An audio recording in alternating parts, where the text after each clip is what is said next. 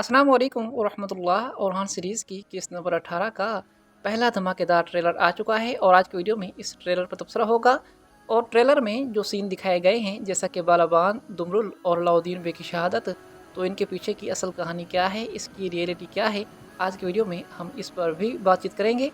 और इसके साथ ही किस्त नंबर 17 का मुकम्मल रिव्यू भी आपके सामने पेश किया जाएगा। तो नाज़रीन कराम, आइए चलते हैं आज की वीडियो की तरफ। सबसे पहले अगर बात करें किस्त नंबर 17 की, तो हर गुजरती किस्त के साथ कुल्लुश ओरहान सीरीज़ पहले से ज़्यादा अच्छी होती जा रही है। ऐसी बात नहीं है कि ये किस्त बिल्कुल गलतियों से पाक थी, गलतियां इसमें भी थीं जिन पर आगे चलकर हम बातचीत करेंगे। लेकिन इस किस्त में खूबियां ज़्यादा थी, मतलब कि किस्त नंबर 10 के बाद जितनी भी किस्तें आई हैं वो एक से बढ़कर एक हैं। हर नई आने वाली किस्त पिछली किस्त से ज़्यादा शानदार होती जा रही है और ये सिलसिला सीज़न के एंड तक चलता रहेगा। सबसे पहले बात कर लेते हैं इस किस्त की खूबियों पर। तो बड़ी खूबी तो ये है कि इसमें फ्लावियूस और ओरहान बे दोनों को अपना अपना हक दिया गया, दोनों को काफ़ी अच्छा स्क्रीन टाइम दिया गया। क्योंकि इस किस्त के एंड पे फ्लावियूस का सिनेरियो बहुत ज़्यादा शानदार होने वाला था, बहुत ज़्यादा दुखी होने वाला था और मद्दाह फ्लावियूस को एक अलग ही नज़र से देख रहे थे। तो फिर भी मार्तियाज योगलो यानी कि ओरहान बे को अच्छा स्क्रीन टाइम दिया गया, उसके सीन भी अच्छे थे और फ्लावियूस के सीन भी अच्छे थे। ऐसा महसूस हो रहा था जैसे एक सीरीज़ में दो हीरोज़ इकट्ठे काम कर रहे हों और दोनों तरफ शानदार और जानदार किस्म के सिनेरियोज देखने को मिले हैं। इस किस्त के शुरू में फ्लावियूस के दो ऐसे जानदार सीन थे जिन्हें हम भुलाना चाहें भी तो भी नहीं भुला सकते। पहला सीन तो वो था जब अंद्रियास इसके सामने था और ये अपने पाँव से तलवार को उठाता है। तो इसका एक ये सीन हमारे जहनों में यादगार के तौर पर प्रवस्त रहेगा। और दूसरा वो सीन जब फातिमा खातून और ये जंगल में मौजूद थे और इसने दो घुड़सवारों को जंगल में गिराया और उस दौरान जो इसने स्टाइल मारा, जिस अंदाज में इसने सिपाही को घोड़े से नीचे गिराया, तो इसका ये सीन भी हमारे जहनों में एक यादगार के तौर पर ज़िंदा रहेगा। और जंग के दौरान इसके घूमने का ये स्टाइल सबसे अनोखा है। ये अंदाज़ पहले किसी ने भी किसी ड्रामा सीरीज़ में नहीं अपनाया। जिस तरह दिल शायतुल ड्रामा सीरीज़ में तुर्गुत का किरदार बहुत ज़्यादा पसंद किया गया था और उसका जो कुल्हाड़ा घुमाने का अंदाज़ था वो बहुत प्यारा था, मद्दाहों को बहुत पसंद आया। तो इसकी तलवारबाजी भी बाकी सबसे मुख्तलिफ है, इस बंदे का अलग ही लेवल है। बहरहाल जिस तरह फ्लावियूस और फातिमा खातून के सीन्स काफ़ी ज़्यादा पसंद किए गए, तो उसी तरह ओरहान बे और स्पोचा खातून के सीन पसंद किए गए।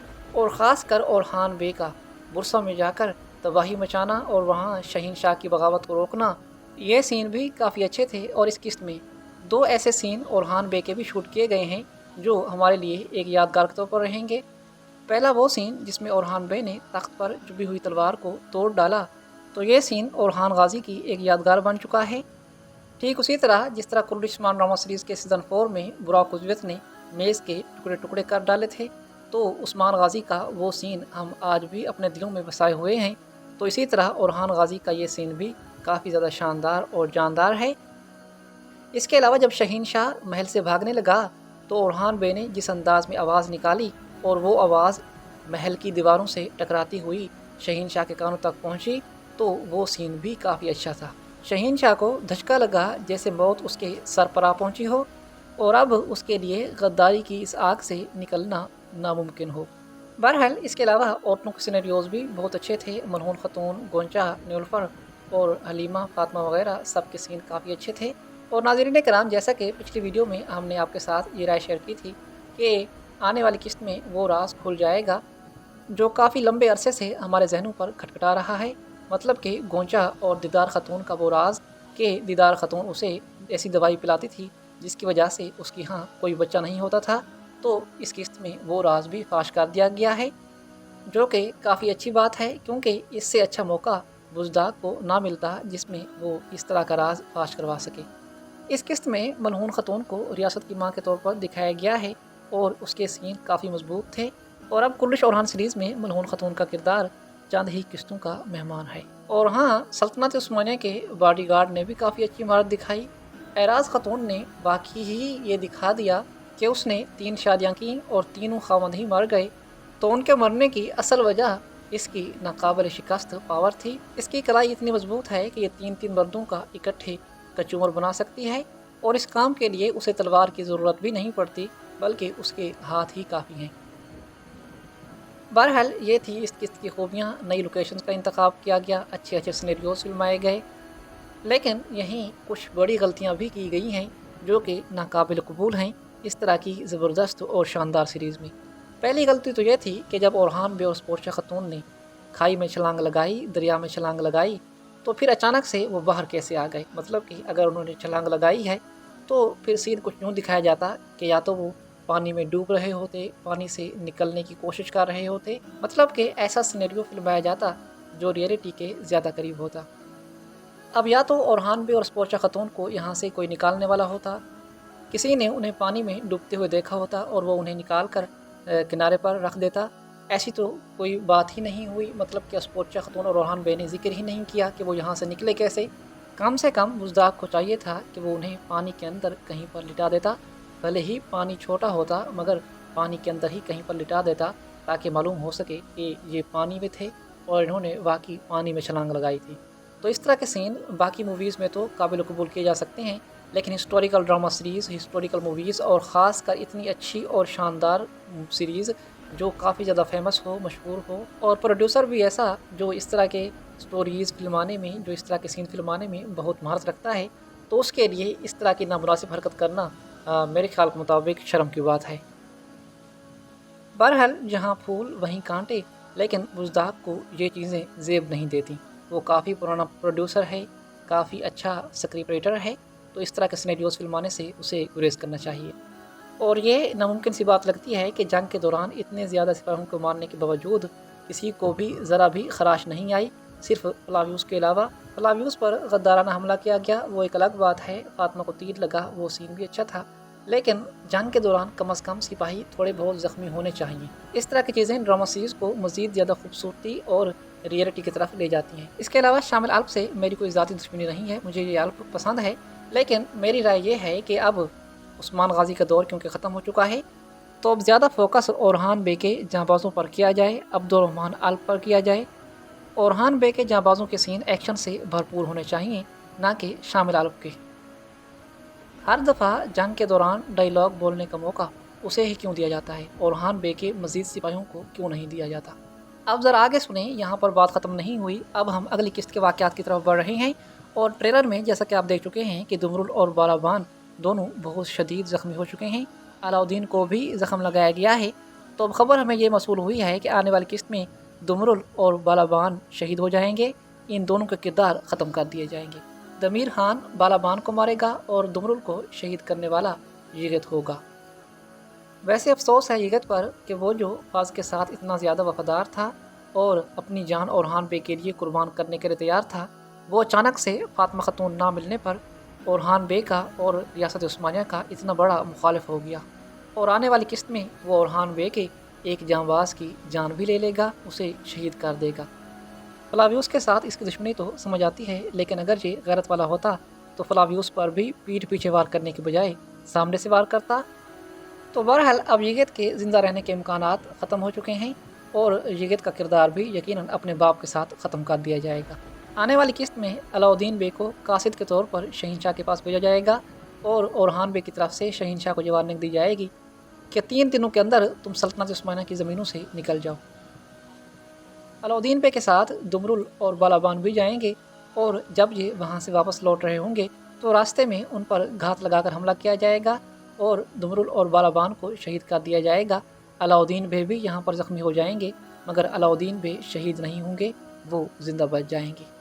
اس کے علاوہ آنے والی قسط میں اورحان بے کاراجائی سار بھی گرمیان سے واپس لے لیں گے اور محمد بے کو وہاں سے بھاگنے پر مجبور کر دیں گے، اور یوں کاراجائی سار ایک مرتبہ پھر فتح کیا جائے گا۔ کلش عثمان ڈرامہ سیریز میں بھی قریباً 2 یا 3 مرتبہ کاراجائی سار کی فتح دکھائی گئی ہے، تو اب کلش اورحان سیریز میں بھی کاراجائی سار فتح کیا جائے گا، اور مجھے امید ہے کہ یہ سین اسی طرح کے بنائے جائیں گے جس طرح کلش عثمان ڈرامہ سیریز میں ہم کاراجائی سار کی فتح کے سینیریوز دیکھ چکے ہیں۔ عثمان بے کا اچانک قلعے میں نمودار ہونا اور وہاں پر دشمن کے پرخچے اڑا دینا۔ پچھلی قسط سے ہی اسپورچا خاتون کو احساس ہو گیا ہے کہ اس کے باپ نے جو بات کہی تھی وہ ٹھیک تھی اور اسے اورحان بے سے شادی کر لینی چاہیے۔ آنے والی قسط میں مجھے لگتا ہے کہ نیلوفر خاتون اسپورچا اور اورحان بے کی شادی پر رضامند ہو جائے گی، اور بالا خاتون کی طرح وہ بھی قربانی دینے کے لیے تیار ہو جائے گی، اور اورحان بے اور اسپورچا خاتون کو شادی کے موضوع پر بات کرتے ہوئے دکھایا گیا ہے۔ تو امید ہے کہ آنے والی کچھ ہی قسطوں میں ان کی شادی بھی ہو جائے گی۔ اس کے علاوہ ناظرین کرام، میرا خیال یہ ہے کہ دمیر خان یہ جانتا ہے کہ اس کا بھائی درسن جاسوس ہے اور وہ اورحان بے کے لیے کام کر رہا ہے۔ یہ میری ذاتی رائے ہے۔ مجھے ایسا لگتا ہے کہ دمیر خان جیسا شاطر اور چلاک انسان اپنے بھائی کی غداری کو ضرور سمجھ گیا ہوگا۔ وہ جانتا ہوگا کہ اس کا بھائی جاسوس ہے اور آنے والی قسطوں میں وہ درسن کو اورحان بے کے خلاف استعمال کرنے کی کوشش کرے گا، مطلب کہ اس کی جاسوسی کو اس کے خلاف ہی استعمال کرنے کی کوشش کرے گا، اور قسط کے آخر میں اس نے جان بوجھ کر درسن کو اہم خبریں دیں جو کہ ان کے نئے اتحادی اندریاس کے بارے میں تھیں۔ دمیر خان جانتا ہے کہ درسن فوراً یہ خبریں اورحان بے تک پہنچائے گا اور یوں اورحان بے کے خلاف ایک بڑی چال ترتیب دی جائے گی۔ بہرحال ویڈیو کے آخر میں ایک مرتبہ پھر سے میں آپ کو یقین دلاتا چلوں کہ فلاویوس کی موت نہیں ہوئی، فلاویوس زندہ ہے اور یہ ڈرامہ سیریز چھوڑ کر نہیں جا رہا۔ ویسے تو پچھلی قسط میں اس کے زندہ رہنے کی کوئی کسر نہیں چھوڑی گئی، بالکل ویسا ہی سینیریو فلمایا گیا جیسا کہ کسی سپاہی کے شہید ہونے کا سین ہوتا ہے، مطلب کہ کلمہ شہادت پڑھ کر وہ اس دنیا سے رخصت ہو گیا، ایسا لگ رہا تھا۔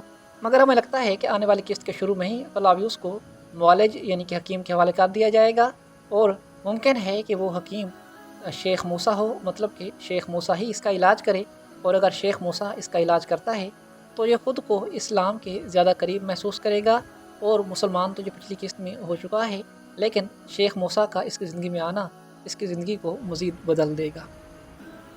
زندان میں فاطمہ اور فلاویوس کے درمیان جو باتیں ہوئیں انہوں نے بھی دل کو چھو لیا، اور وحشی کا ذکر کیا گیا، وحشی رضی اللہ تعالیٰ عنہ جو نبی کریم صلی اللہ علیہ وسلم کے بعد میں صحابی بنے، جنہوں نے آپ کے چچا حضرت حمزہ رضی اللہ تعالیٰ عنہ کو شہید کیا تھا، لیکن بعد میں انہوں نے توبہ کر لی تھی اور مسلمان ہو گئے تھے، جو حضرت بلال رضی اللہ تعالیٰ عنہ کے بہت قریبی دوست اور ساتھی تھے، اور وہ بھی غلام تھے، تو یہ سین بھی کافی شاندار اور جاندار تھا۔ ویڈیو کافی لمبی ہوتی جا رہی ہے، مگر آپ سے یہ کچھ مزید باتیں کرنا بھی بہت ضروری ہے۔